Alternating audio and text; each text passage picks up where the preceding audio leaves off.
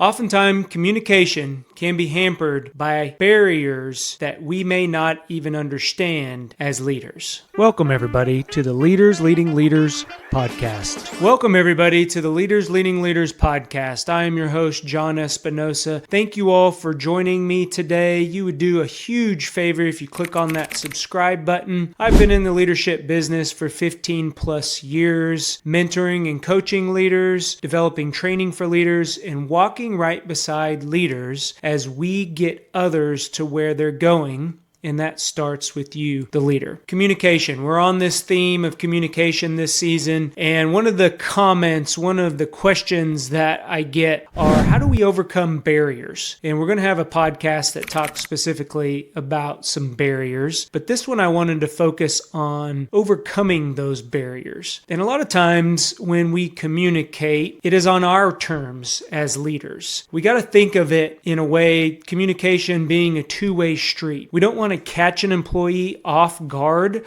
A lot of times when we have an important ask, or maybe it's a difficult conversation that we need to have, you can't just go to somebody and expect them to be in the right state of mind to have a difficult conversation. Now, I preface that by saying if it's a disciplinary conversation, that's one thing. But if you're having a performance discussion, or maybe you just need to have a conversation around, I've seen a change in your demeanor. I've seen a change in your work products. Maybe it's just a motivational talk. Is there anything going on at home? Are you all right? Is mentally and physically from that standpoint? Before you have those types of conversations, you need to ensure that you have people moving towards you and not away from you. And one of the ways that I accomplish this is to say, hey, I've noticed that your work products, past couple reports that you've handed in, is now a good time to talk about that. Ask for permission. I always encourage people to ask for permission because that allows the employee to have input. It allows them to move forward. It doesn't put them on the defensive.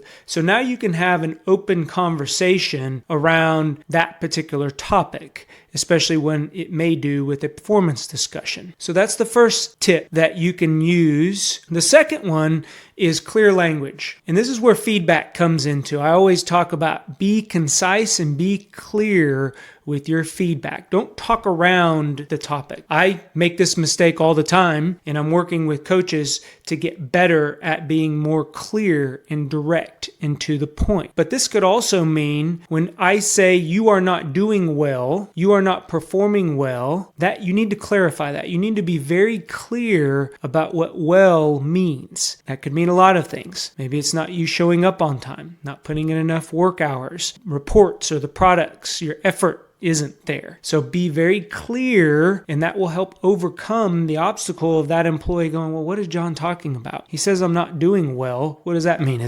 Do I look like I'm sick? Be very clear and concise with your communication to overcome the ambiguity, the barrier of ambiguity. The third one that we're going to talk about is communicate one thing at a time. One thing at a time. Here's an example of this. If I have a list of things that I need to discuss with an employee, it may be something around an ask that I have them for that week. It may be a performance piece. It may be even a reward. Or, I may be encouraging them or thanking them for doing something. And then it may be something that is on the horizon. I'm seeing something down the road. I just want to give them a heads up. In those 30-minute conversations that I have with my employees, those check-ins, I communicate one thing during my 10 minutes. I don't overload people. When you give people a laundry list of things, hey, Sally, you're doing a great job, but I really need those reports to be an hour earlier than you've been delivering them. And oh, by the way, later on this week, I got a meeting around XYZ topic, and I need you to attend that meeting. I'm going to send you the invite. And then in 2 weeks, I'm going to be out of the office, so I need you to act for me. And I have this meeting, this meeting, and this meeting. You see how overwhelming just me talking through that example made me overwhelmed. So how do you think the receiver leader on the other end of that conversation feels.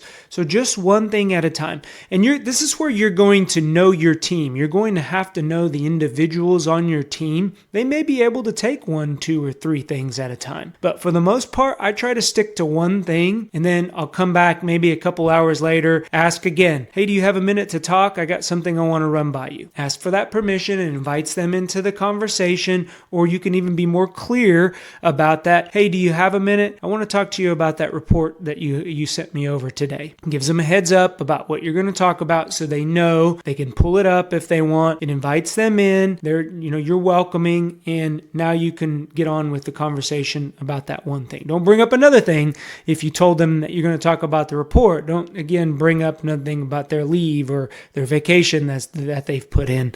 So make sure to communicate one thing at a time. One thing that I always do, and I force myself, I have a sticky on my computer monitor at work. Check for understanding. Check for understanding. Just because I say something, they reply yes, they reply no. They may even give me a little synopsis of what I said. I always ask, is there anything that's unclear? Is there something that I can explain better? Do we have a clear understanding when we walk away from this conversation, the expectation? You can say it simply like that. My team, they're used to me saying that, so it opens the door for them to say, hey, John, you mentioned this, but I'm not too clear about what exactly you're wanting from it. Or hey, John, I got it. I'll make sure that the report entails point 1, point 2, point 3, and I'll get it to you by close of business tomorrow or close of the week, something like that. We're walking away with a very clear understanding of what that conversation was. Again, it all goes back to that ambiguity in comms where the bring me the rock game. Have any of you played that game where I ask you to do something, you walk away, you think it's what I want, so you go ahead and do it, and then you bring it to me and I'm like, no, it needs to be red font, or yeah, I really don't like the way that it's formatted. Then you go back and do it again, and now you're bringing me another rock. And so I don't like to play bring me a rock game. Be very clear so that individual can go out and perform the work they need to perform and then deliver it to me, and we're good to go. We're moving on down the road. And then last but not least, you need to respect people's desire that it just may not be the right time. So going back to that first point where we're asking for permission, if they say, no, John, I really have a report that I need to work on right now and get it done, or hey, I'm working on an important maybe briefing or important presentation, or maybe it's just I got something going on in my life right now that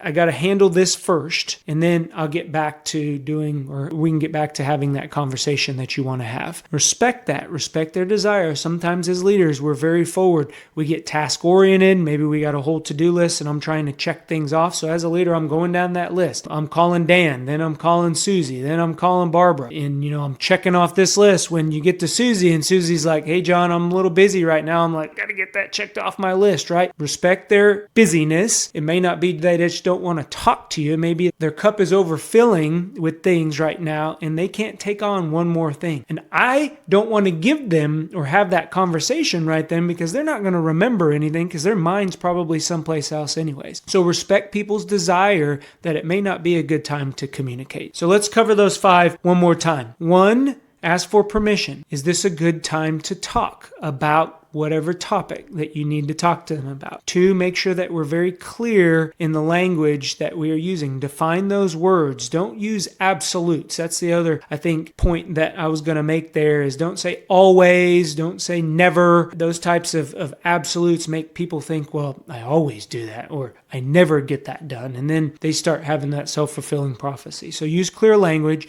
communicate one thing at a time, make sure that we check for understanding before we walk away from the conversation. We're all on the same page. And then last but not least, respect people's desire not to communicate. I know those 5 things are going to go a long way in helping you communicate better with your team. Go be great. Talk to everyone later. Bye. If you enjoy what you're hearing, please hit the like and subscribe button. It helps us get others to where they're going.